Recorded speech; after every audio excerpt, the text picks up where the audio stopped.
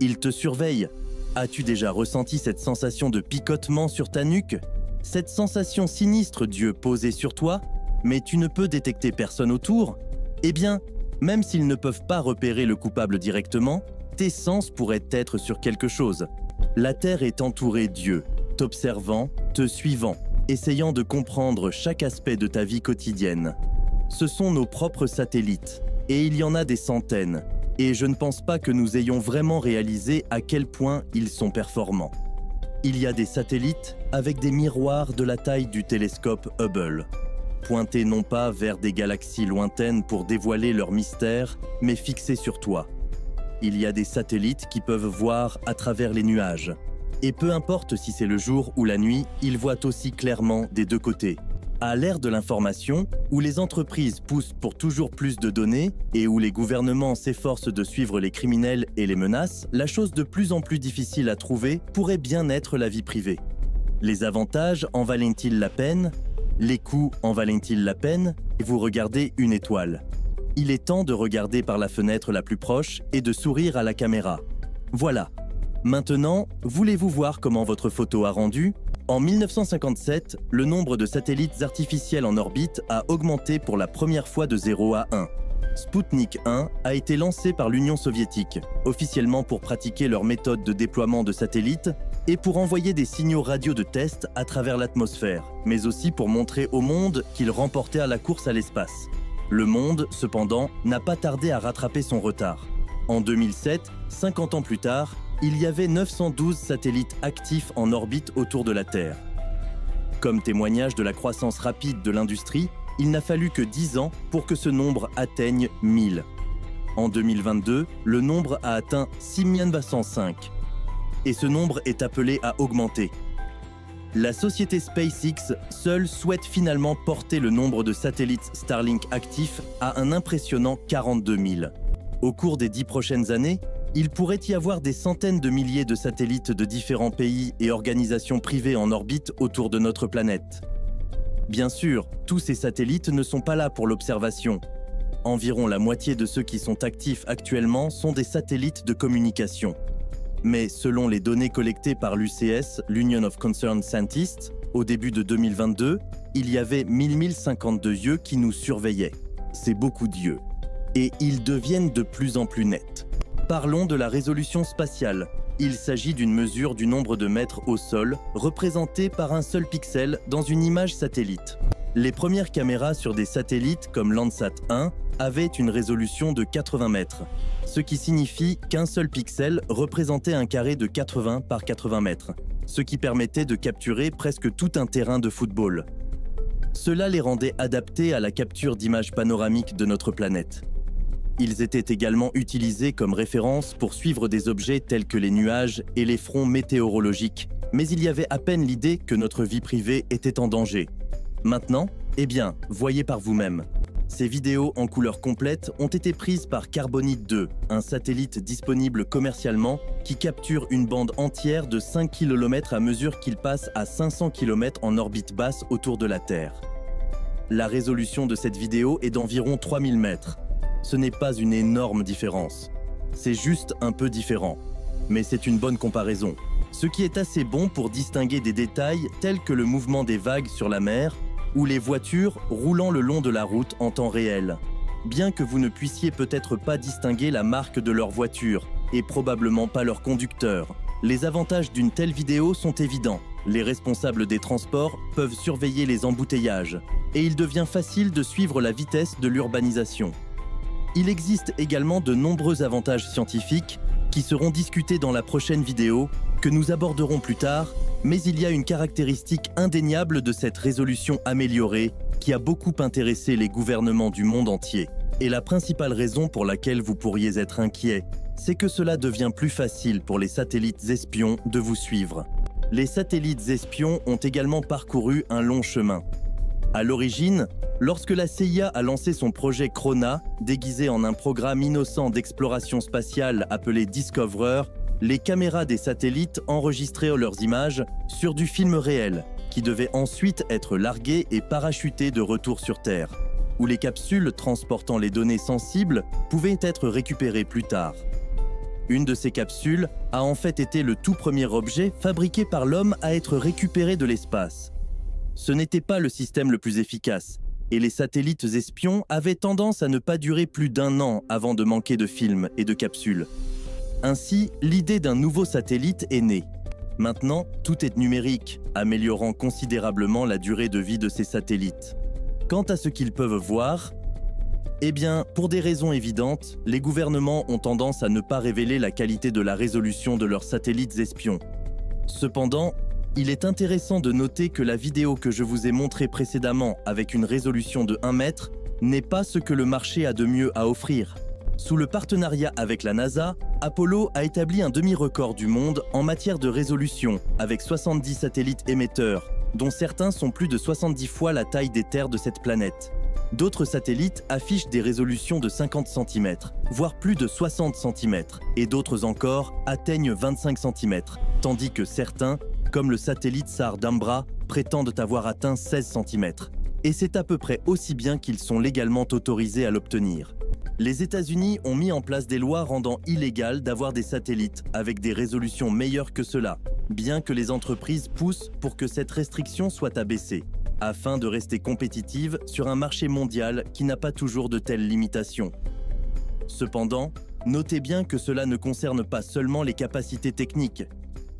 Certes, les lois de la physique nous imposent certaines contraintes qui rendent les résolutions meilleures difficiles, voire impossibles, sans qu'un satellite vole assez près de la planète pour que la traînée atmosphérique commence à le faire chuter. Cependant, il n'est pas exact de dire que les satellites espions ne peuvent pas atteindre de meilleures résolutions. Des rumeurs circulent sur des résolutions atteignant au moins 50 cm, voire 10 cm, voire même 1 cm. Des rumeurs qui ont été partiellement confirmées par l'ancien président américain Donald Trump accidentellement, dans un tweet qu'il a publié. En 2019, l'Iran a tenté un lancement de fusée qui s'est soldé par un échec. Trump a jugé nécessaire d'informer le monde que le gouvernement américain n'avait pas été impliqué dans le sabotage du lancement de la fusée. Pour prouver son point, il a inclus une photo du site de lancement endommagé, espérant montrer qu'il n'y avait pas de signe de jeu déloyal. Cela pourrait bien être vrai, mais les experts du renseignement du monde entier ont été stupéfaits par le détail net inclus dans l'image. Après analyse, il a été révélé que l'image devait avoir une résolution d'au moins 10 cm, voire meilleure. Essayons d'imaginer à quoi pourrait ressembler une image meilleure que 10 cm de résolution dans une rue commerçante. C'est là que vous pourriez avoir besoin de saluer la caméra. Cette image n'est pas une image satellite, mais a été prise par un avion survolant la ville de Zurich. Cependant, elle montre ce qu'une image de résolution meilleure que 10 cm peut montrer. Nous ne sommes plus à la résolution de distinguer les voitures. Ici, vous pouvez voir les branches des arbres, même la couleur des vêtements des gens. Vous pouvez voir beaucoup de détails. Pouvez-vous imaginer à quoi ressemblerait une image de 1 cm? Cela représente une technologie qui existe aujourd'hui.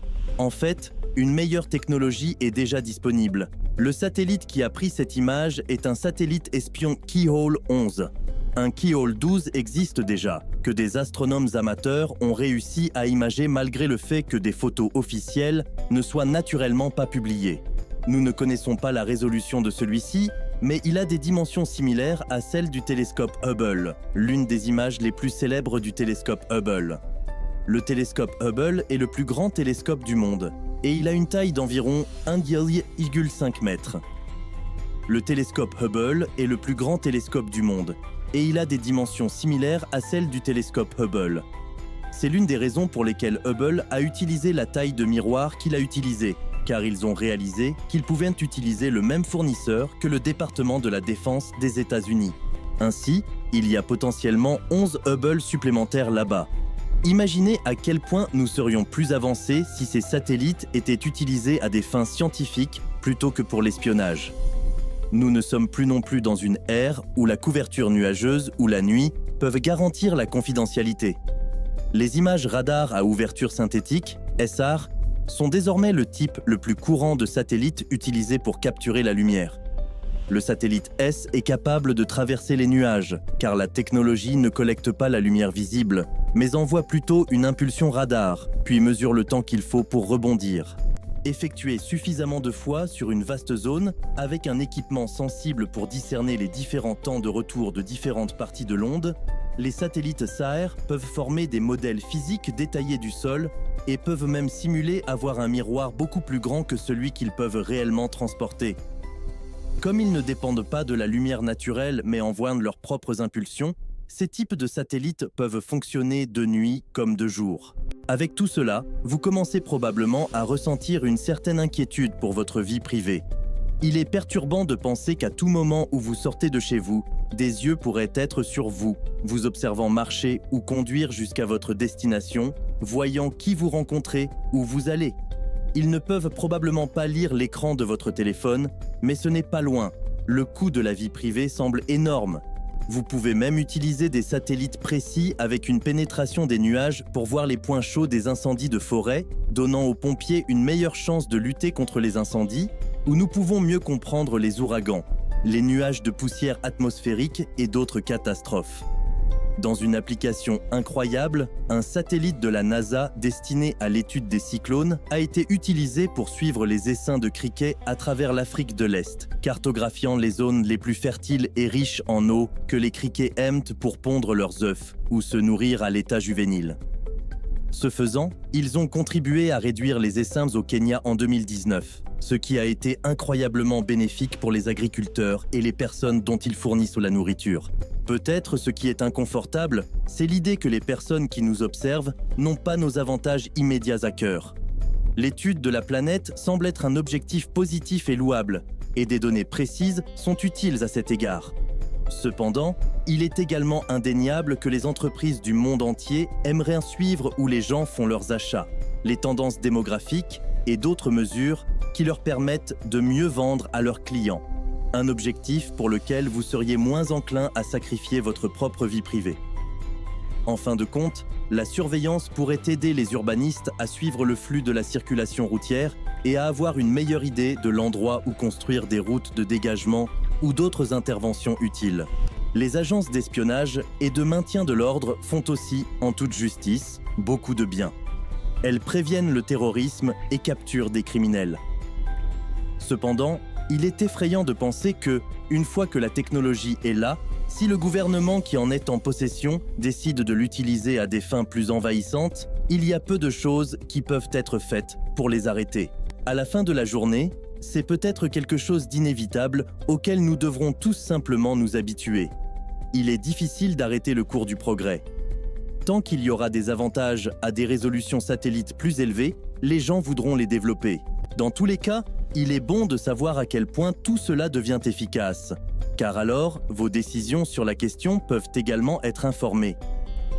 Vous pouvez décider si cela devient quelque chose qui vous rend nerveux ou quelque chose qui ne vous dérange pas vraiment.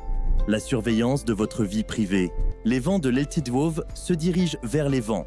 Le niveau local. Les catastrophes peuvent vous laisser anxieux quant à l'avenir ou interférer avec votre tranquillité d'esprit. Dans de telles situations, trouver quelqu'un qui écoutera peut être transformateur. Vous voulez savoir ce que l'armée a encore dans l'espace ? Consultez cette vidéo ici.